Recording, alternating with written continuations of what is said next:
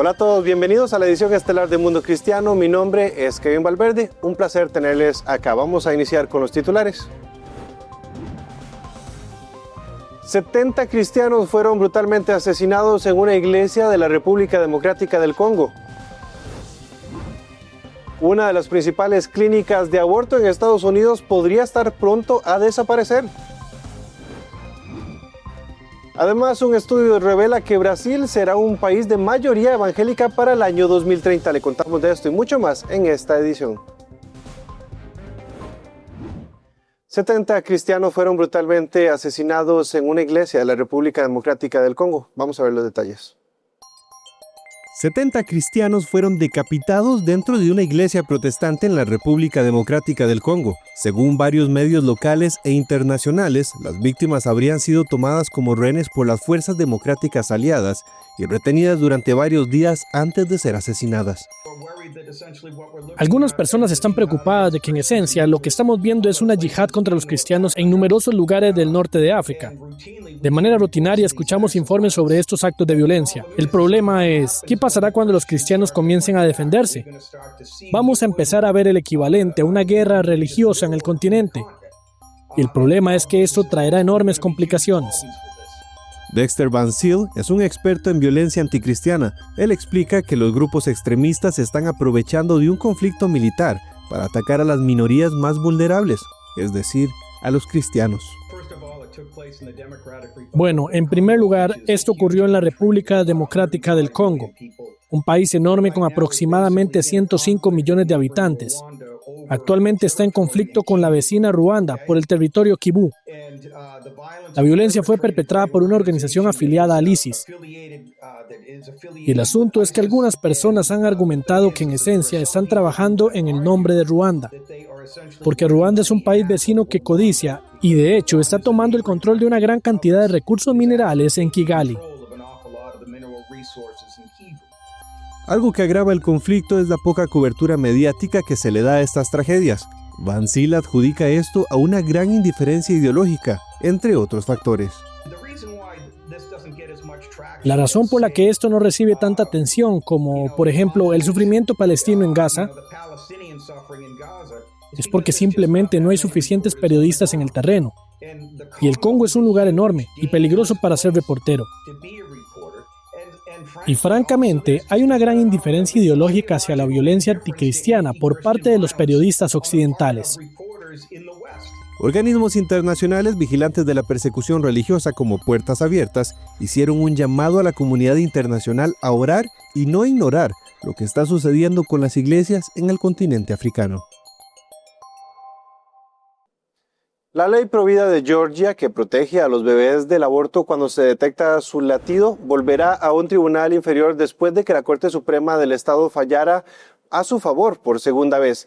En octubre, la Corte Suprema de Georgia restauró la ley que un juez la había declarado inconstitucional. Esta norma, llamada Ley Life, fue firmada por el gobernador Brian Kemp y prohíbe los abortos desde las 6 semanas de embarazo. Ahora la Corte Suprema del Estado votó 6-1 para mantener la ley. Además, ordenó al juez que revise si los grupos que demandaron, como Sister Song, tienen derecho legal a llevar el caso, según el grupo Liberty Counsel.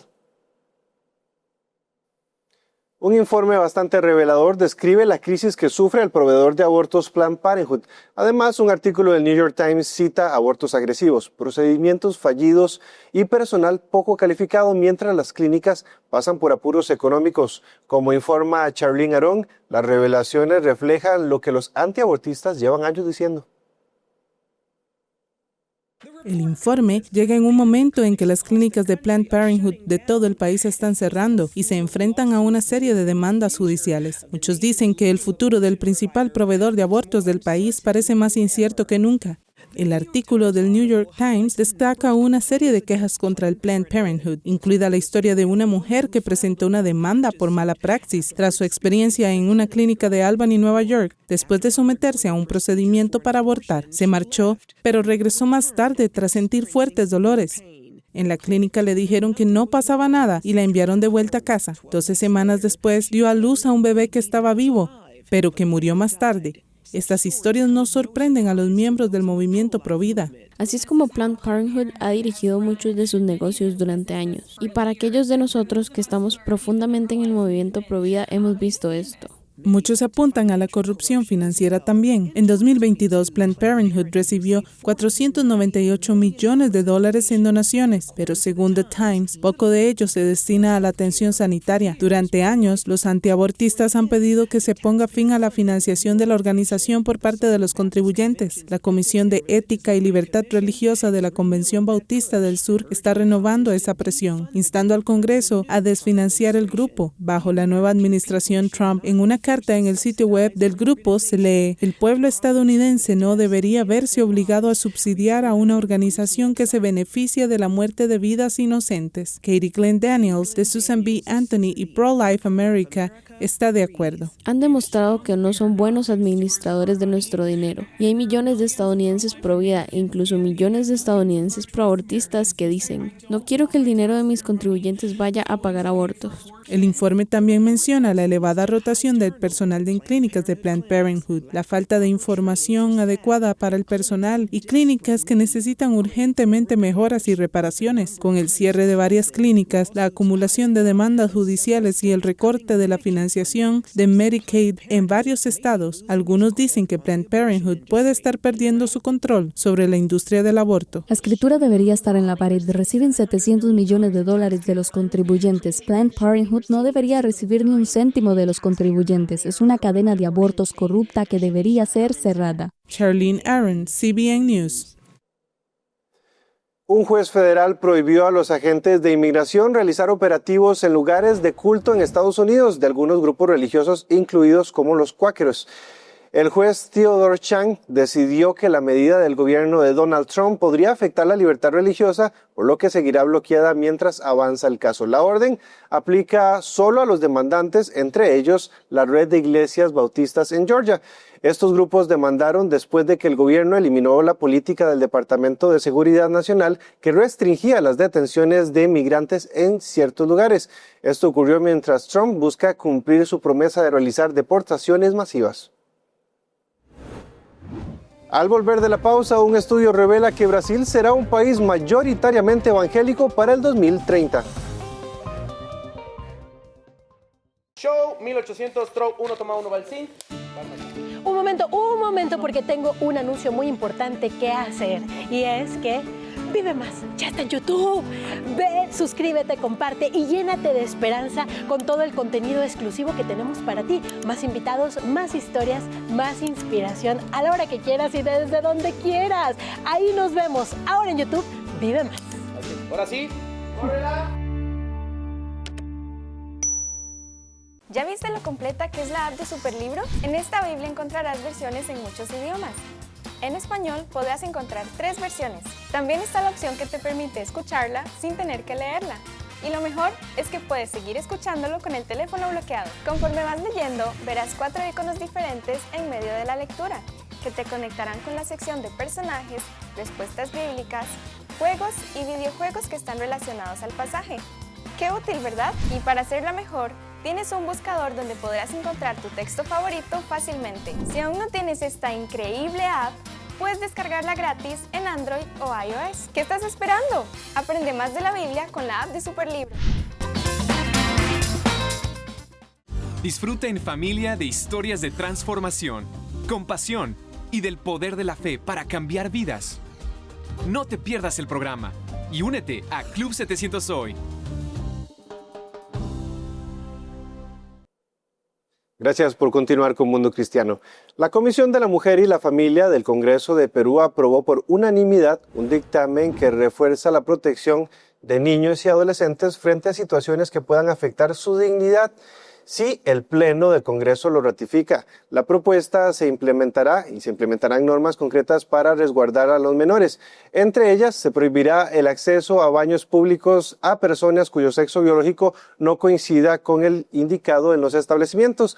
También se restringirá la sexualización de menores en medios de comunicación con fines comerciales o de entretenimiento. Además, la iniciativa modifica el artículo 183 del Código Penal peruano, aumentando las penas para quienes cometan actos obscenos en presencia de menores. Si el delito es cometido por un funcionario público o docente, la condena será de 4 a 6 años de prisión. El dictamen ahora se espera que esté en debate y la votación en el Pleno del Congreso. Brasil está siendo testigo de un cambio radical en su panorama religioso. Los evangélicos están a punto de superar en número a los católicos como el grupo religioso más grande del país. En el corazón de Brasil, entre los ritmos rítmicos de la samba y los colores vibrantes del carnaval, algo espiritualmente profundo se está desarrollando. Estamos al borde de un cambio religioso en Brasil. El sociólogo José Alves señala a CIVIC News que si hay una imagen que simboliza la influencia del sistema de catarsis aquí, es el Cristo Redentor de Río de Janeiro, que mide 98 pies de altura. Inaugurada en 1931, la icónica estatua celebra la rica herencia católica del país. 94 años después, Alves afirma que el predominio de la fe está disminuyendo rápidamente. En 1959, la iglesia perdía alrededor de un 1% de seguidores cada década. Sin embargo, a partir de 1991, la iglesia católica empezó a perder un 1% de seguidores cada año, lo que provocó una caída espectacular. El cristianismo evangélico, antes minoritario aquí, está creciendo a niveles sin precedentes. Lo que están viendo en su pantalla es esta hermosa estructura azul conocida como la Catedral de Brasilia. Es una de las mayores iglesias católicas de la capital brasileña. Las encuestas muestran que lo que una vez fue la nación católica más grande del mundo será en 2030 abrumadoramente evangélica. Las señales de este crecimiento están por todas partes. Las megaiglesias llenan el paisaje, con miles de asistentes cada semana, como la iglesia de André Fernández en Sao Paulo. Estamos viendo el cumplimiento de una promesa. Durante muchas décadas hemos oído que Brasil experimentaría una ola de avivamiento que se expondría a todo el mundo. Y creo que eso es lo que estamos viendo en este momento. También incluye la congregación de Lourival Pereira, que cuenta con más de 10.000 miembros distribuidos en aproximadamente 600 grupos celulares. La base de nuestro crecimiento es DSAIL. El verdadero avivamiento está teniendo lugar fuera de los muros de la iglesia. Cada día la gente se reúne en pequeños grupos en sus hogares. Es el modelo bíblico. A la iglesia J.V. Cavallo de la capital, Brasilia. Empezamos la iglesia en 2003 con solo 25 personas. Hoy tenemos unas 12.000 personas solo en Brasilia. También tenemos otras 15.000 personas en Fortaleza. Nuestras iglesias están distribuidas por todo Brasil. A las oficinas de correo de Silas, iglesia de Río de Janeiro, una de las mayores y más influyentes iglesias pentecostales de Brasil, con más de 100.000 miembros. En los próximos 7 años, más o menos, seremos mayoría en el país. Hoy somos cerca del 35% de la población y el reino de Dios tiene influencia en todos los rincones de la sociedad brasileña. Marcelo Crivella, conocido pastor evangélico convertido en político, fue alcalde de Río de Janeiro. Dice que hace años los cristianos evangélicos dudaban en implicarse en política, pero ya no es así. Más del 30% de los legisladores del país son evangélicos. Tenemos más de 140 diputados y más de 20 senadores. Muchos de ellos se reúnen cada miércoles en los salones del Congreso del Culto y Oración de Brasil. La primera iglesia evangélica del país abrió sus puertas en 1922. En 1990, ese número había crecido hasta más de 7.000 congregaciones. Casi 30 años después, supera las 109.000. El crecimiento es tan asombroso que, según el estudio, cada día se abren 70 nuevas iglesias evangélicas en Brasil. Ahora en Brasil, 550.000 iglesias.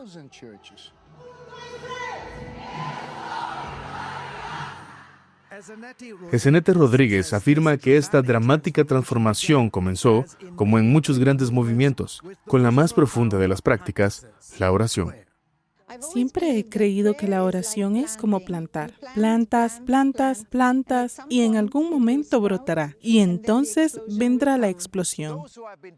Los que han estado siguiendo el crecimiento explosivo del movimiento evangélico aquí en Brasil dicen que la adoración ha desempeñado un papel monumental en el crecimiento de la iglesia. Y un artista cristiano, sobre todo, ha estado en el centro de todo. Su nombre es Ana Paula Baladao. Incluso cuando crecía, tenía visiones de multitudes adorando al Señor. Desde finales de los 90 hasta principios de los 2000, la música de su grupo se convirtió en sinónimo de un poderoso movimiento de adoración que hacía énfasis en la intimidad con Dios, la adoración apasionada y el avivamiento personal. Mientras escribía canciones, el Señor siempre me hacía ser muy intencional. Y toda la idea trataba de la transformación. Se trataba de cambiar a las naciones. Ella daba conciertos en lugares estratégicos, atrayendo a millones de personas, muchas de ellas católicas. Como en el Carnaval de Río de Janeiro, y llenamos todos los estadios de fútbol de esta nación. Jesús rompió todos los récords, reuniendo más gente que cualquier torneo de fútbol. Gracias a sus canciones, muchos servicios católicos brasileños, como uno al que asistió a la cadena CBS en Sao Paulo, han adoptado un estilo de adoración más evangelizador, alejándose de las tradicionales ceremonias e incorporando música contemporánea. El padre Antonio Luis Ferreira, que dirige la Catedral de São Sebastião, dice que el cambio forma parte de un esfuerzo por animar a los antiguos católicos a volver a casa. La gente se siente atraída por ambientes en los que la adoración, las celebraciones y los momentos de oración se hacen de forma más carismática. Hoy en día un número creciente de católicos regresan precisamente porque las reuniones de oración se realizan con un estilo más pentecostal. Sin embargo, para la mayoría católica de Brasil, la pregunta ya no es si perderán su dominio, sino con qué rapidez. Probablemente más rápido de lo que nadie esperaba. George Thomas, CBN News, Río de Janeiro, Brasil. Al volver de la pausa, una exdiputada mexicana nos narra cómo su lucha contra la trata de personas le ha costado persecución. Cuenta Regresiva, tu nuevo podcast de referencia para mantenerte informado escuchando el resto de la historia. Muchos dicen es la película que Hollywood no quiere que veamos. Un obispo encarcelado a quien le han cercenado sus derechos y ha estado presionadísimo. Con noticias esenciales de la semana, presentadas en segmentos en Cuenta Regresiva, desglosadas en breves minutos de análisis profundo. Del tráfico sexual de niños. Es decir, eso es un tema real que está sucediendo y que está afectando. Nos queda el último minuto. Opina y participa. Tu voz cuenta en nuestro espacio dedicado a la audiencia. Vamos a leerles varios de los comentarios de este último tema que precisamente ustedes están hablando. Nos dice por acá Pedro Camacho, nos dice, en Nicaragua no tenemos libertad de expresión y menos libertad religiosa. Escúchanos donde estés o en nuestro canal de YouTube para una experiencia visual. Jonathan Villarreal y Kevin Valverde te guiarán a través de cada noticia y te llevarán más allá de los titulares en Cuenta Regresiva. Hola, soy Omar Morillo. Bienvenidos a Vida Dura. Vida Dura presenta historias reales de individuos que han enfrentado el dolor y el sufrimiento, pero que han encontrado una vía de escape a su miseria. Búscanos en Instagram, Facebook, YouTube, en nuestra página web y por supuesto en la televisión abierta en tu país. Vida Dura, trayendo esperanza y aliento a través de sus historias. Seguimos con más de Mundo Cristiano. La lucha contra la trata de personas le ha costado a la exdiputada mexicana Rosy Orozco persecución religiosa, pero esto no la ha intimidado y ella sigue ferviente en su lucha. En Mundo Cristiano conversamos con ella para escuchar su historia y su trabajo. Acá les dejamos un extracto de la entrevista. La persecución contra los cristianos se da de muchas maneras, y no solo por la manera en la que practican su fe, sino porque hay cristianos que denuncian cuando se infringe la ley, que buscan hacer lo correcto. Ese es el caso de Rosy Orozco, una exdiputada de México, que ella se ha dedicado recientemente, sus últimos años, a luchar contra la trata de personas. Y un caso muy particular, un caso muy llamativo, que ha sido muy mediático. Hoy conversamos con ella y le damos la bienvenida a Rosy. Un placer tenerla acá. Gracias, Kevin. Gracias a todos los del equipo de CBN. Es un placer tenerla acá. Rosy, háblenos un poco. Has estado viendo el tema de la trata de personas, pero hay un caso muy particular, muy llamativo, del que le has estado dando seguimiento. ¿Qué nos puedes contar de este caso? Bueno, cuando logramos la ley, gracias a la 61 legislatura y a todos mis compañeros, gracias, pues fue algo que abrió los ojos para muchas de las que han sobrevivido casos tan terribles como pues un caso que todos conocemos de una cantante famosa y un productor musical. Claro. Una de ellas, cuando vio la ley, dijo, es que esto es lo que a mí me pasó. No existía esa ley en el año 2000 y se convirtió en abogada y luchó como nadie, como una bárbara para conseguir toneladas es una tonelada de papeles que son las denuncias de muchos casos. Hubo 40 denuncias en México que se quedaron en impunidad. Increíble. Y ella ha sido quien está luchando para sacar a la luz todo lo que se quedó en impunidad y ante la Comisión Interamericana de Derechos Humanos denunciarlo con otras víctimas. Es un caso muy llamativo y un caso que de pronto genera mucho ruido a nivel de los medios, y vos estás recopilando información de esto para sacar a la luz cosas que pudieron suceder a la luz de la ley y no sucedieron. ¿Por qué decides irte de frente con este caso? Porque cuando escucho a Carola, por ejemplo, que tenía 8 años cuando empezó el grooming, todos podríamos tener una hija de 8 años que quiere cantar, que quiere bailar, que sus hermanas ya están allá, que es una escuela. Y entonces Carola a los 13 años llega a manos de esta cantante, que es ella quien la mete al cuarto donde el productor la viola, y ella toda confundida no sabe ni qué hacer. Vive durante varios años esclavitud. Ya cuando tiene su bebé trata de escapar brincando de un edificio a un balcón para que si moría, por lo menos rescataran a su bebé. Tenía 16 años. Veía ahí otras chicas embarazadas con bebés, ella en Brasil secuestrada. Por Dios, no puede uno callarse si de veras hay fe, no puede uno ser indiferente. Sé que me metí en un gran problema porque estoy enfrentando un Goliat, pero también sé que si no apoyo genuinamente a quienes han vivido esto, aún costara la muerte, porque pues yo nunca me he puesto de víctima ni soy víctima, apoyo a quienes tú también eres periodista, no podemos después quejarnos si alguien se enoja por nuestro trabajo, como activista, por haber hecho la ley. Lo siento, hay muchos giros negros cerrados, hay muchos criminales en la cárcel por lo que hicimos. Tengo muchos enemigos, no solo este. Háblanos de este gigante. ¿Con qué te has enfrentado por luchar contra esto? Pues tú sabes que en muchos lugares se da la trata, criminales que son políticos, gente indiferente o mezclada con ellos, que son clientes o son parte de los negocios de ellos. También me he enfrentado con personas que están en el medio artístico y por supuesto que tienen el respaldo de mafiosos que, por ejemplo, cuando hicimos la ley había periódicos que tenían anuncios que la ley que hicimos en México les obligó a quitarlos. Y ganaban 20 millones de pesos al mes. Y obviamente estaban enojadísimos. Y había otros, hubo un periódico que cuando oyó a la víctima, ellos mismos quitaron los anuncios y le pidieron perdón a la víctima.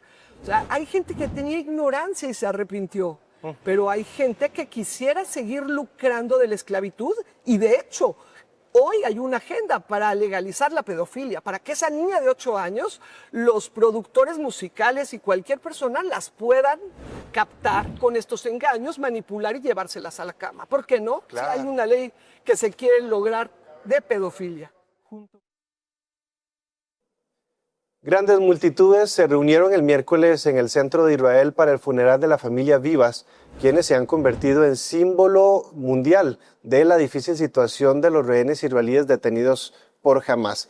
Shiri Vivaz y sus 2 hijos pequeños, Ariel y Kafir, fueron secuestrados el 7 de octubre desde el 2023 y llevados a Gaza.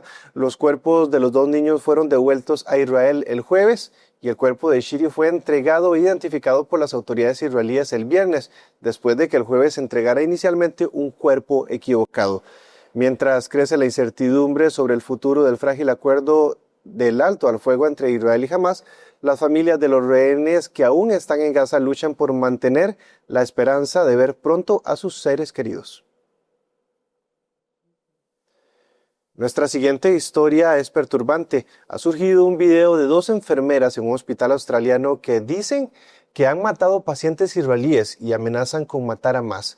Pero aquí están las buenas noticias. Las enfermeras han sido identificadas y los líderes australianos lo están denunciando. Nuestro corresponsal en Oriente Medio, Paul Stott, tiene esta historia. Este video muestra a 2 enfermeras afganas en el hospital Blackstone diciendo que los israelíes enfermos que llegan a sus instalaciones han sido asesinados y que matará más si van allí. Morirás de la muerte más repugnante. Está bien. Seguro, tengo una pregunta. Digamos que un israelí, Dios no lo quiera. No los trataré, los mataré. ¿Lo matarán? Entonces, si un israelí está en Australia y, Dios no lo quiera, le sucede algo y llega a su hospital... No, Dios no lo quiera, rezaré a Dios. ¿Lo matarías? Ok, no tienes idea de cuántos perros israelíes llegaron a este hospital. Los mandé al infierno. Son individuos viles, repugnantes y trastornados. El ministro de Salud y el secretario de Salud de Nueva Gales del Sur dicen que los 2 no son médicos como parecían afirmar. Puedo identificar rápidamente que no lo eran, por el color de su uniforme. Y han sido suspendidos y están bajo investigación. Investigaremos todo esto de arriba abajo. Esas personas sujetas a esa investigación nunca volverán a trabajar para New South Wales Health. El video que vimos fue absolutamente escalofriante y horroroso. Es uno más de los muchos golpes terribles que los judíos han tenido que soportar en los últimos meses en Australia, donde el antisemitismo está en aumento. La manera descarada, abierta y confiada en que estas personas hablaron sobre matar, torturar y desear la muerte a los israelíes, y particularmente viniendo de nuestros profesionales médicos a quienes recurrimos para recibir atención y apoyo, fue algo espantoso de ver y nunca debería haber sucedido. Incluso el primer ministro australiano ha intervenido. Estas personas han cometido delitos y deberían enfrentarse a todo el peso de la ley.